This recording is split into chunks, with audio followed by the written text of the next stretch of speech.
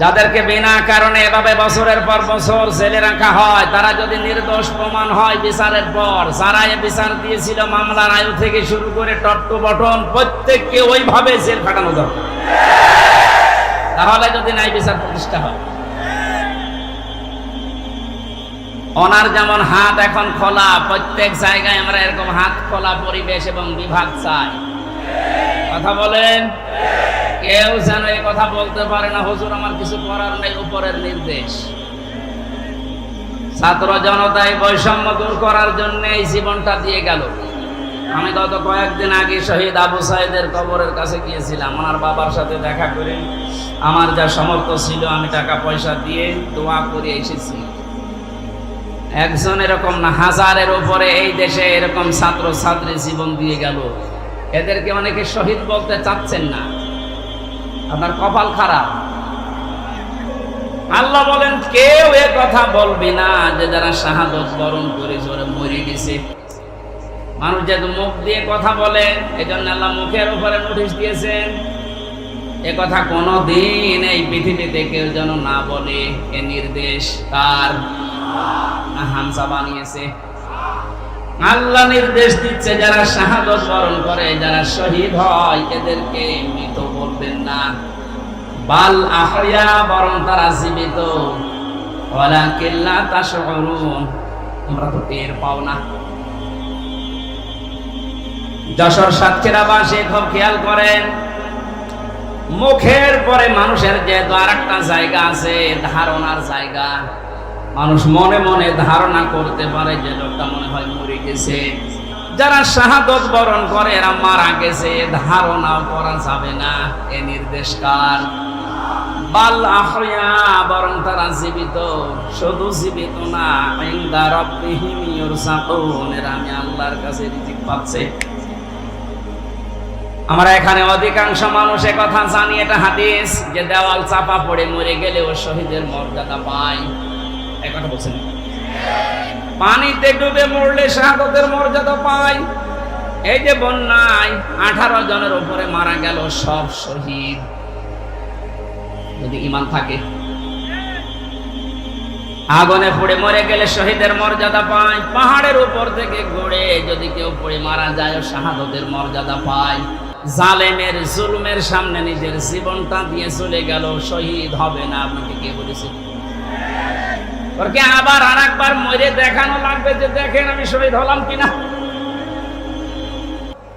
সুতরাং এগুলো যারা করছেন আপনি থামবেন, কোনোদিনে কথা বলবেন না।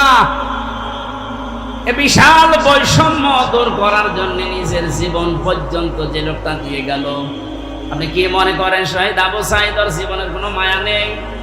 আপনি যেমন নিজের জীবনকে ভালোবাসেন, ও ছেলেটাও তো এরকম ভালোই বাসত। ওর বাবাকে আমি জিজ্ঞাসা করলাম ছেলে মেয়ে কয়টা? ছেলে বলছে 6টা। এটাই আমার ছোটবেলা থেকে প্রতিবাদী ছিল। প্রতিবাদ মানে কি? অন্যায় যেখানে প্রতিবাদ সেখানে, এর আরবি হচ্ছে জিহাদ। এই ছেলেটার ছোটবেলা থেকে জিহাদ জিহাদ জিহাদ এইটার ভূমিকায় ছিল। আর জিহাদ করলে আল্লাহ তাদেরকে শাহাদতের মর্যাদা দেয়। মহান আল্লাহ তার জীবনটা এত বেশি ভালোবেসেছেন, সাধারণভাবে রোগে শোকে পড়ে মরণ দেয়নি, দিয়েছে একেবারে ময়দানে। মনে আছে মৃত্যু দেখে দেখে আল্লাহর কাছে যাচ্ছে। চারটা গোলে তার বুকের ভেতরে, যাদের নির্দেশে কাজ হয়েছিল। আহ্বান জানাচ্ছি যারা দায়িত্বে আছেন, একটা কেউ যেন ছাড়া না হয়।